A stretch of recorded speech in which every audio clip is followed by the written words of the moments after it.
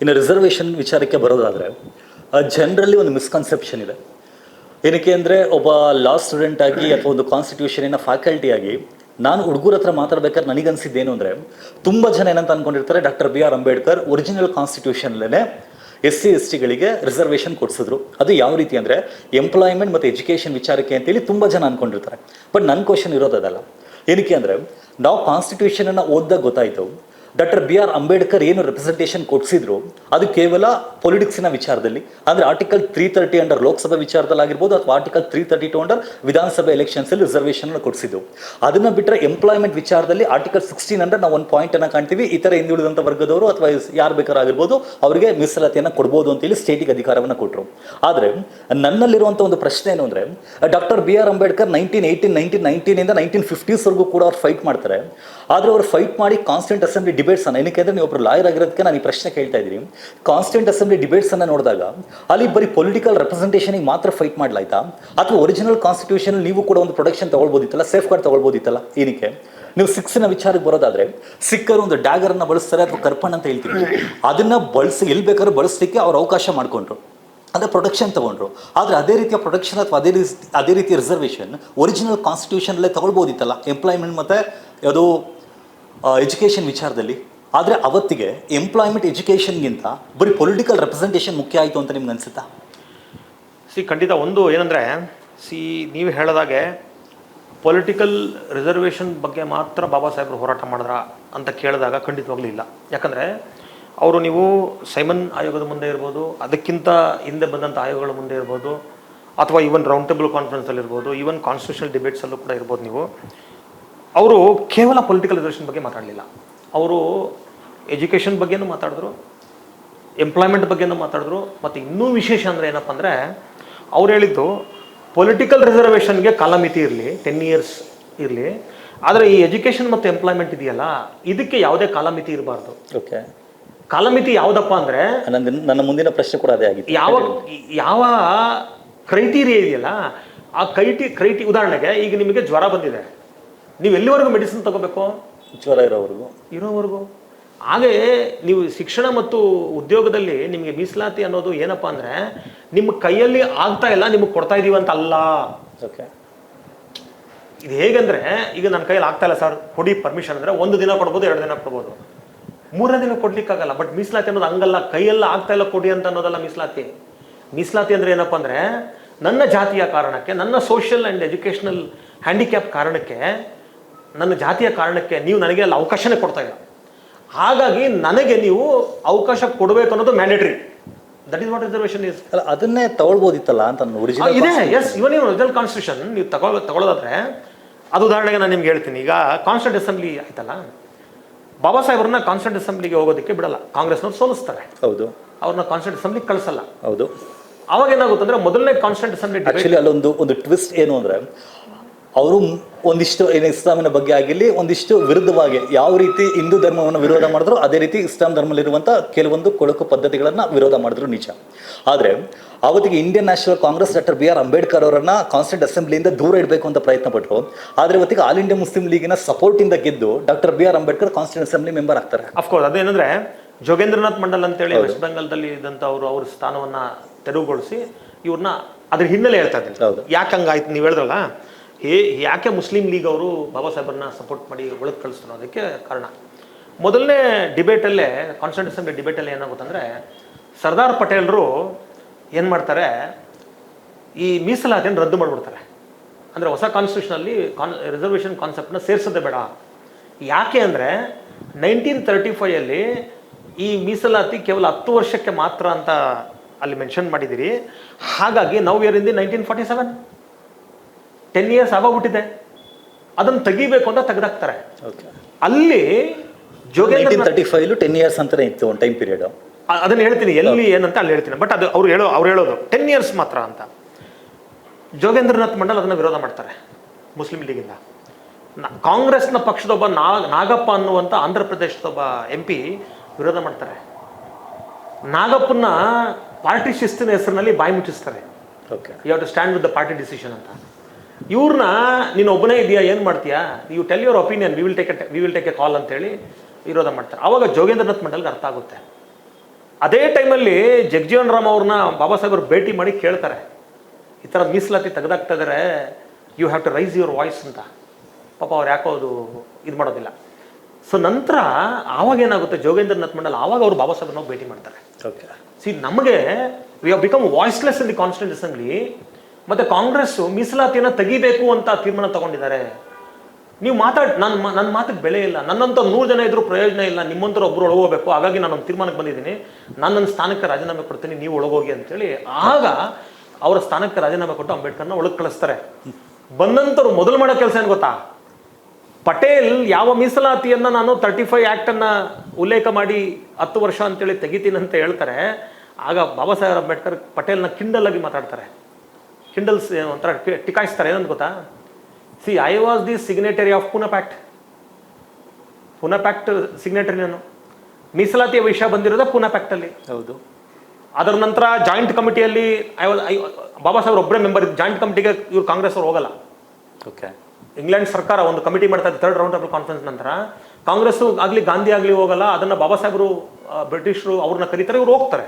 ಈ was the part of the, ಅಂದ್ರೆ ಆ ಹೊಸ ಸಂವಿಧಾನ ಪ್ರಕ್ರಿಯೆಯಲ್ಲಿ ಸಂಪೂರ್ಣವಾಗಿ ತೊಡಗಿಸ್ಕೊಂಡಿದ್ದವರು ಅಂಬೇಡ್ಕರ್ ಒಬ್ಬರೇ.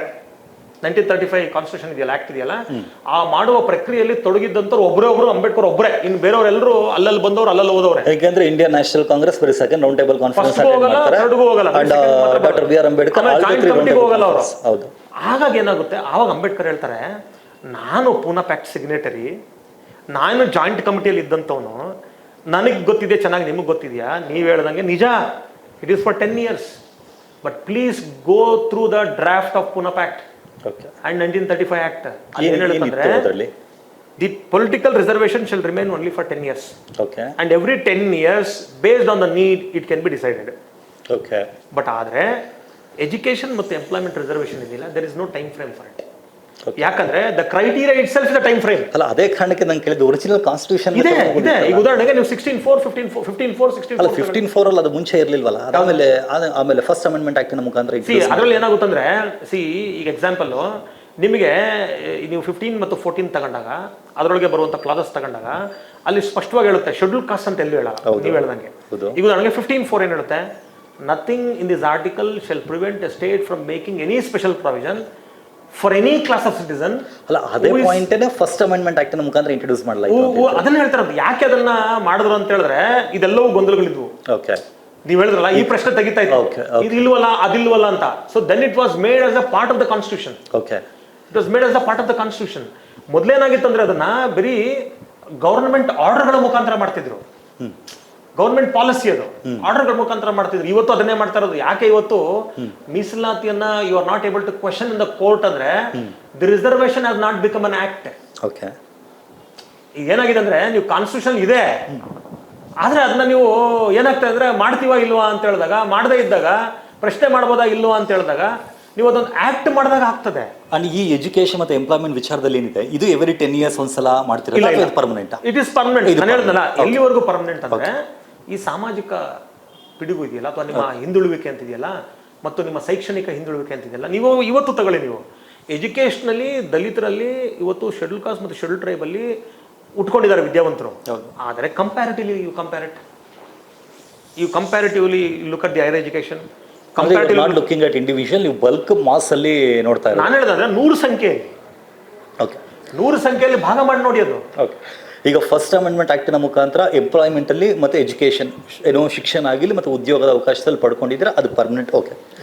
ಆದರೆ ಒರಿಜಿನಲ್ ಕಾನ್ಸ್ಟಿಟ್ಯೂಷನ್ ಅಲ್ಲಿ ರಾಜಕೀಯದಲ್ಲಿ ರೆಪ್ರೆಸೆಂಟೇಷನ್ ಸಿಕ್ತು, ಅದು ಫಸ್ಟ್ 10 years ಅಂತ ಹೇಳಾಯ್ತು. ಅದಾದ್ಮೇಲೆ 8ನೇ ತಿದ್ದುಪಡಿ ತರಲಾಯಿತು, 23, 45, 62, 79, 95, 104. ಅಂದ್ರೆ 80 ವರ್ಷಗಳ ಕಾಲ ಏನ್ ಮಾಡ್ಲಾಯ್ತು ಅಂದ್ರೆ, ಎಕ್ಸ್ಟೆನ್ಷನ್ ಕೊಡ್ಲಾಯ್ತು, ಎಕ್ಸ್ಟೆಂಡ್ ಮಾಡ್ಲಾಯ್ತು. ಅವು ಲಾಂಗ್ ಇದೇ ತರ ಎಕ್ಸ್ಟೆಂಡ್ ಮಾಡ್ತಾ ಹೋದ್ರೆ ಏನಕ್ಕೆ ಅಂದ್ರೆ, ಇನ್ನೊಂದು ನನ್ನ ಕ್ವಶನ್ ಕಂಪ್ಲೀಟ್ ಮಾಡ್ಬಿಡ್ತೀನಿ. ಏನಕ್ಕೆ ಅಂದ್ರೆ, ಭಾರತದ ಸಂವಿಧಾನವನ್ನು ನೋಡಿದಾಗ ಅದರಲ್ಲಿ ಬೇಸಿಕ್ ಸ್ಟ್ರಕ್ಚರ್ ಡಾಕ್ಟ್ರನ್ ಅಂತ ಇದೆ. ಏನಕ್ಕೆ ಲಾಯರ್ ಆಗಿರೋದ್ರಿಂದ ಈ ಪ್ರಶ್ನೆ ಕೇಳ್ತಾ ಇದ್ದೀನಿ. ಈಗ ಬೇಸಿಕ್ ಸ್ಟ್ರಕ್ಚರ್ ಅಂತ ಬಂದಾಗ ಹಲವಾರು ಫೀಚರ್ಗಳು ಅದ್ರಲ್ಲಿ ಕಾಣ್ತೀವಿ, ಗುಣಲಕ್ಷಣಗಳು. ಅದರಲ್ಲಿ ಒಂದು ಯಾವುದು ಅಂದರೆ ಡೆಮೋಕ್ರಸಿ. ನಾವು ಡೆಮೋಕ್ರಸಿ ಅಂತ ಏನು ಹೇಳ್ತೀವಿ ಅಂದರೆ, ಜನರಿಗಾಗಿ ಜನರಿಗೋಸ್ಕರ ಅದಲ್ಲ. ಇಲ್ಲಿ ಡೆಮೋಕ್ರಸಿ ಅಂದ್ರೆ ಏನು ಅಂದರೆ, ಎಲ್ಲಿ ಜನರಿಗೆ ಅಧಿಕಾರ ಇರುತ್ತೆ, ವೋಟ್ ಮಾಡುವಂಥ ಪವರ್ ಇರುತ್ತೆ, ಅದನ್ನು ನಾವು ಡೆಮೋಕ್ರಸಿ ಅಂತ ಹೇಳ್ತೀವಿ. ಈಗ ಡೆಮೋಕ್ರೆಟಿಕ್ ಕಂಟ್ರಿ ಅಂತ ನಾವು ಹೇಳಬೇಕು ಅಂದರೆ, ಅಲ್ಲಿ ಪೊಲಿಟಿಕ್ಸ್ ಇದ್ದೇ ಇರುತ್ತೆ, ಪೊಲಿಟಿಕಲ್ ಪಾರ್ಟೀಸ್ ಇರುತ್ತೆ, ಆ್ಯಂಡ್ ಎಲೆಕ್ಷನ್ ನಡೆಯುತ್ತೆ. ಆ ಎಲೆಕ್ಷನಲ್ಲಿ ಜನ ವೋಟ್ ಮಾಡಬೇಕಾಗುತ್ತೆ ಆ್ಯಂಡ್ ಎಲೆಕ್ಷನಲ್ಲಿ ಕಂಟೆಸ್ಟ್ ಮಾಡಬೇಕಾಗುತ್ತೆ. ಬಟ್ ಇಲ್ಲೇನಾಗುತ್ತೆ, ನೀವು ಲಾಸ್ಟ್ 80 ಇಯರ್ಸಿಂದ ಎವ್ರಿ 10 ಇಯರ್ಸ್ ಒಂದ್ಸಲ ಎಕ್ಸ್ಟೆನ್ಷನ್ ತೊಗೊಂಡು ಬರ್ತಾ ಇದ್ದೀರಾ ಅನ್ನೋದಾದರೆ, ಏನಕ್ಕೆ ಅಂದರೆ ತುಂಬ ಸೀಟ್ಗಳು ಈಗ 545ರಲ್ಲಿ ನಿಮ್ಗೆ ಅರೌಂಡ್ 100+ ಏನಾಗುತ್ತೆ SC ಮತ್ತು ST ರಿಸರ್ವೇಷನ್ ಸಿಗುತ್ತೆ ಅನ್ನೋದಾದರೆ, ಬೇರೆಯವ್ರಿಗೆ ಪೊಲಿಟಿಕಲ್ ರಿಸರ್ವೇಷನ್ ಕಡಿಮೆ ಆಗ್ತಿದೆ ಅಥವಾ ಈ ಡೆಮೋಕ್ರಸಿ ಅನ್ನುವಂಥ ಏನು ಬೇಸಿಕ್ ಸ್ಟ್ರಕ್ಚರ್ ಒಂದು ಫೀಚರ್ ಇದೆ ಅದು ವೈಲೇಟ್ ಆಗ್ತಿದೆ ಅಂತ ಅನ್ಸಲ್ವಾ? ಒಂದು ಪೊಲಿಟಿಕಲ್ ರಿಸರ್ವೇಷನ್ನ ಎಕ್ಸ್ಟೆಂಡ್ ಮಾಡಿ ಅಂತ ಯಾರು ಕೇಳ್ತಿಲ್ಲ. ಓಕೆ, ಯಾರೋ ಈ ಸಮುದಾಯದವ್ರು ಯಾರು ಕೇಳ್ತಿಲ್ಲ. ಮತ್ತೆ ಎಕ್ಸ್ಟೆಂಡ್ ಮಾಡ್ತಿದ್ರಲ್ಲ every 10 years. That is every political party is doing it. ಆದರೆ ನೀವು ಅಂದ್ಕೊಳ್ತೀರಾ ಇನ್ ಕೇಸ್ ಏನಾದರೂ ತೆಗೆದ್ರೆ ಗೌರ್ಮೆಂಟ್ ಕೊಲಾಪ್ಸ್ ಆಗುತ್ತೆ ಅಂತನಾ? ಕೊಲಾಪ್ಸ್ ಅಂತಲ್ಲ. ಅದೇನಾಗುತ್ತಂದ್ರೆ ಬಹುಶಃ ನನಗನ್ಸೋದು ಪೊಲಿಟಿಕಲ್ ರಿಸರ್ವೇಷನ್ ತೆಗೆಯೋದು ಒಳ್ಳೇದು ಅಂತ.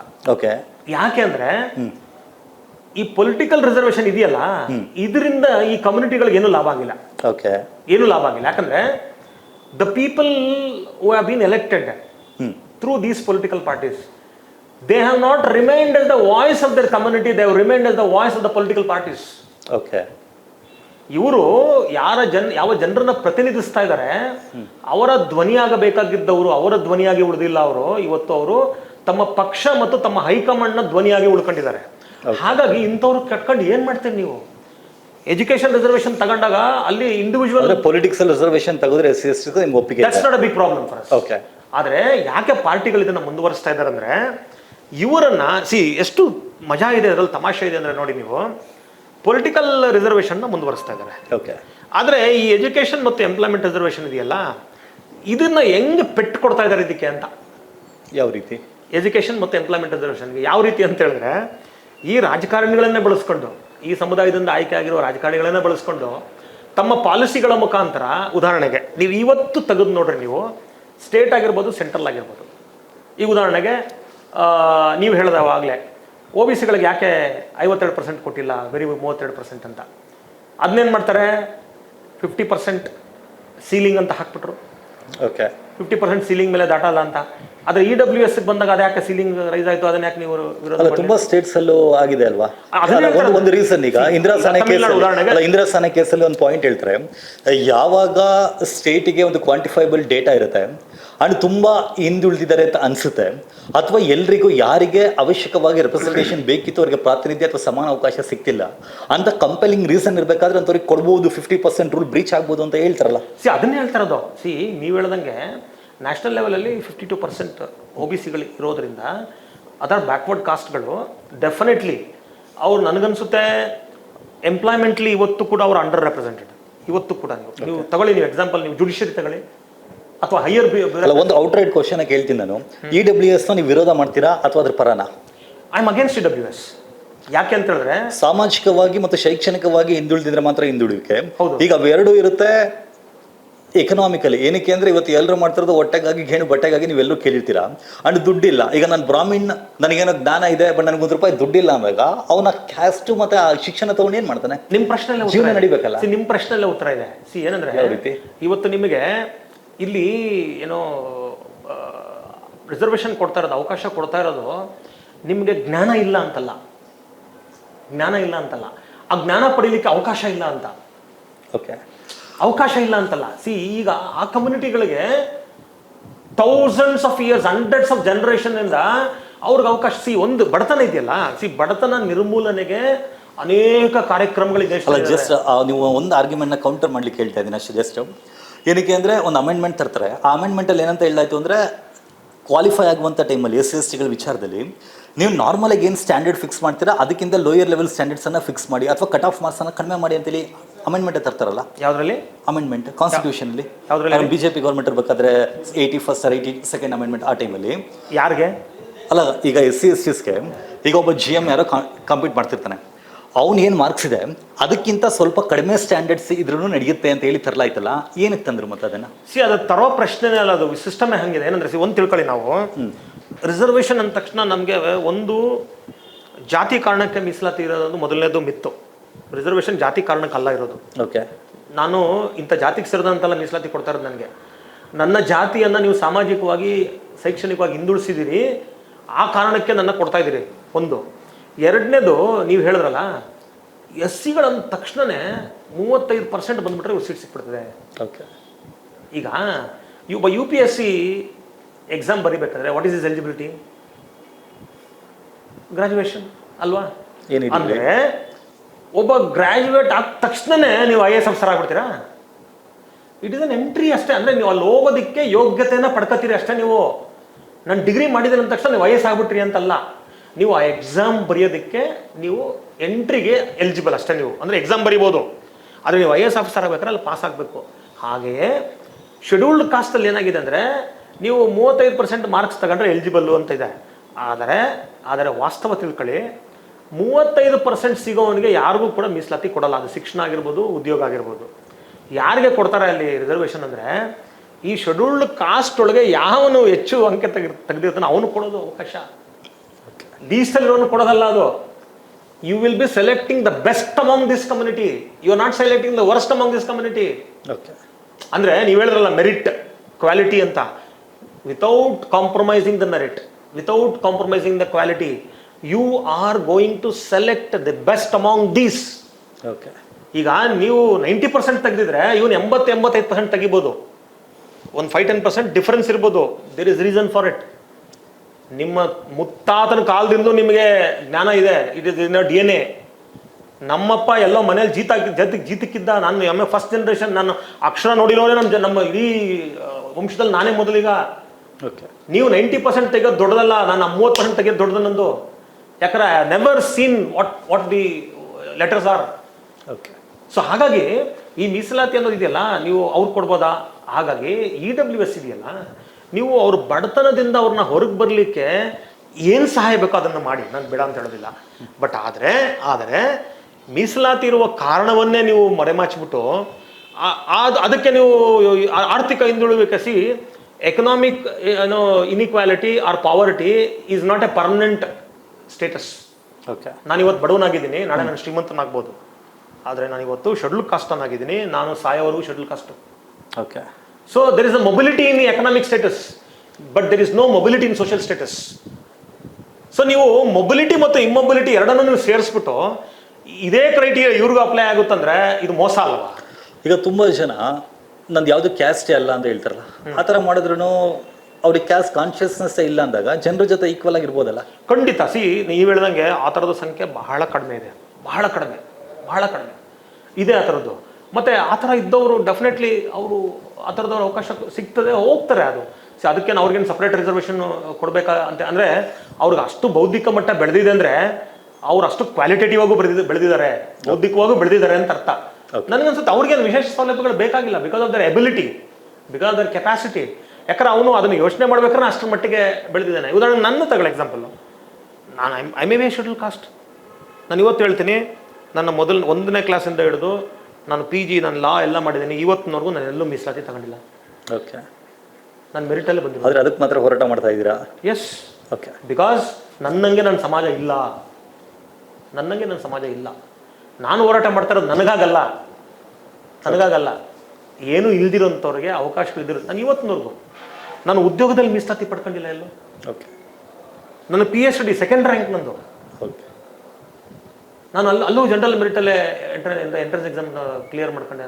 I have never taken reservation. But ನಾನು ಹೇಳ್ತಿರೋದೇನೆಂದರೆ, ನನಗೆ ಕೆಪಾಸಿಟಿ, ನನ್ನ ಮಕ್ಳಿಗೂ ತಗೊಳ್ತಿಲ್ಲ, ನಾನು. ಯಾಕಂತ ಹೇಳಿದ್ರೆ ರಿಸರ್ವೇಷನ್ ಅನ್ನೋದು ಅದೊಂದು ಒಂದು ರೀತಿ ಏನೋ, ಈಗ ಉದಾಹರಣೆ ನಾನು ಕಾಲು ಪೆಟ್ಟಾಗಿದೆ, ಒಂದು ಕೋಲ್ ಹಿಡ್ಕೊಂಡು ನಡೀತಾ ಇದ್ದೀನಪ್ಪ, ಅದು ಸಪೋರ್ಟ್ ಅಷ್ಟೇ. ಎಲ್ಲಿವರೆಗೂ? ನನ್ನ ಕಾಲು ಸರಿಯೋಗೋವರೆಗೂ. ಸರಿಯೋದ್ಮೇಲೆ ಎತ್ತು ಬಿಸಾಕ್ಬೇಕು ಅದನ್ನು ಹಾಗೆ ಇಟ್ಕೋತೀನಿ ಅಂದರೆ then your a permanent handicap. ನೀನು ಯೋಗ್ಯನೇ ಅಲ್ಲ ಅಂತ ಅರ್ಥ. ಅದು ಅಲ್ಲ, ಈಗ ನೀವು ಹೇಳಿದ್ದು ಉದಾಹರಣೆನೇ ತಗೊಳ್ಳೋದಾದ್ರೆ, first generation, second generation, third generation ಆಗ್ತಾ ಬಂತು, ತಗೊಂಡಿರೋರು ತಗೊಳ್ತಿದ್ದಾರೆ ಅಂದಾಗ ಅದೇ ಸಪೋರ್ಟ್ ಸಿಸ್ಟಮ್ಮು ಇದೆ ಅಲ್ವಾ? ಇದು ಒಂದು ಒಳ್ಳೆ ಪ್ರಶ್ನೆ. ಇದು ಒಂದೇನೆಂದರೆ, ಮತ್ತೆ ಅಗೇನ್ ಇಲ್ಲೇನಾಗುತ್ತೆ, 2 ಪ್ರಶ್ನೆಗಳಿದೆ. ಒಂದು ಲಾಜಿಕ್ ಪ್ರಶ್ನೆ ಇದೆ, ಎರಡನೇದು ಮಾರಲ್ ಕ್ವಶನ್ ಇದೆ. ಮಾರಲ್ ಕ್ವಶನ್ ಬಂದಾಗ ನೀವು ಹೇಳಿದಾಗ, ಈಗ ನಾನು ಹೇಗೆ ನನ್ನ ಮಕ್ಕಳನ್ನ ಮೀಸಲಾತಿ ತಗೊಳ್ಳಲ್ಲ ಅಂತ ಹೇಳಿದ್ನಲ್ಲ, ಹಾಗೆ ನಾವು ವೈಯಕ್ತಿಕವಾಗಿ ತೀರ್ಮಾನ ತಗೋಬೇಕದು. ಯಾರೋ ಅವ್ರ ಮೇಲೆ ಹೇರೋದಕ್ಕಾಗಲ್ಲ, ಒಂದು. ಆಮೇಲೆ ಎರಡನೇದು ಲಾಜಿಕ್ ಕ್ವಶನ್ ಏನಪ್ಪ ಅಂದರೆ, ನಾವು ಈಗ ಉದಾಹರಣೆಗೆ ಒಬ್ಬ IAS ಆಫೀಸರು ಅಥವಾ ಯಾರೋ ಮುಂದುವರೆದಿರೋವಂಥರು ಅಥವಾ 1ನೇ 2ನೇ ಜನರೇಷನ್ ಆಲ್ರೆಡಿ ಲಾಭ ಪಡ್ಕೊಂಡಿರೋರು ತಮ್ಮ 3ನೇ ಜನರೇಷನ್ 2ನೇ ಜನರೇಷನ್ ತಗೋಬಾರ್ದಾ ಅಂತ ಪ್ರಶ್ನೆ ಬಂದಾಗ, ಅಲ್ಲ, ಇದೇ ಟೈಮಲ್ಲಿ ಮಿತ್ತಲನ್ನು ಒಬ್ಬರು ಜಸ್ಟಿಸ್ ಹೇಳ್ತಾರೆ, ಜಡ್ಜ್ ಏನಂತ ಹೇಳ್ತಾರೆ, ಫಸ್ಟ್ ಜನರೇಷನ್ ಸೆಕೆಂಡ್ ಜನರೇಷನಲ್ಲಿ ತಗೊಂಡಿರೋರು ನೆಕ್ಸ್ಟ್ ಜನರೇಷನ್ಗೆ ಬಿಟ್ಕೊಡ್ಬೋದಲ್ವಾ ಅಂತ. ಅದೇ ಇಲ್ಲ, ಅದನ್ನೇ ಜಸ್ಟ್ ಮಾರಲ್ ಕ್ವಶನ್. ಒಂದು ಎಕ್ಸಾಂಪಲ್ ಕೊಟ್ಟು ಮುಂದೆ ಹೋಗ್ತೀನಿ. ಯಾವುದೂ ಬೇಡ, ರೀಸೆಂಟಾಗಿ ಸುಪ್ರೀಂ ಕೋರ್ಟ್ನ ಚೀಫ್ ಜಸ್ಟಿಸ್ ಒಬ್ಬರು ಮಹಾರಾಷ್ಟ್ರದ ಒಬ್ಬ ಮಹಾರಾಗ್ತಾರೆ, ಗವಾಯ್. ಅವರು ಮಹಾರಾಷ್ಟ್ರಕ್ಕೆ ಹೋಗ್ತಾರೆ. ಒಬ್ಬ ಚೀಫ್ ಜಸ್ಟಿಸ್ ಅಥವಾ ಯಾರೇ ಒಬ್ಬ ಒಂದು ಹೈಯರ್ ಪೊಸಿಷನ್ ಕಾನ್ಸ್ಟಿಟ್ಯೂಷನಲ್ ಅಥಾರಿಟಿಯಲ್ಲಿರೋರಿಗೆ ಒಂದು ಪ್ರೋಟೋಕಾಲ್ ಅಂತ ಇರ್ತದೆ. ಓಕೆ, ಎಲ್ರಿಗೂ ಅಪ್ಲೈ ಆಗೋ ಪ್ರೋಟೋಕಾಲ್ ಗವಾಯ್ ಯಾಕೆ ಅಪ್ಲೈ ಆಗಲ್ಲ? Is the chief justice, that to supreme court. ನಮ್ಮ ಮೈಂಡ್ ಸೆಟ್ ಹೆಂಗಿದೆ ನೋಡಿ. ಅಲ್ಲಿ ಚೀಫ್ ಸೆಕ್ರೆಟರಿ ಮತ್ತು ಅಲ್ಲಿನ IG ಹೋಗಲ್ಲ ಓಕೆ, ಪ್ರೋಟೋಕಾಲ್ ಅವ್ರು ರಿಸೀವ್ ಮಾಡೋಕ್ಕೆ. ಬಿಕಾಸ್ ಇದನ್ನು ಅನ್ಟಚಬಲ್, ನಾನು ಯಾಕೆ ಹೋಗ್ಬೇಕು ಅನ್ನೋ ಉಡಾಫೆ.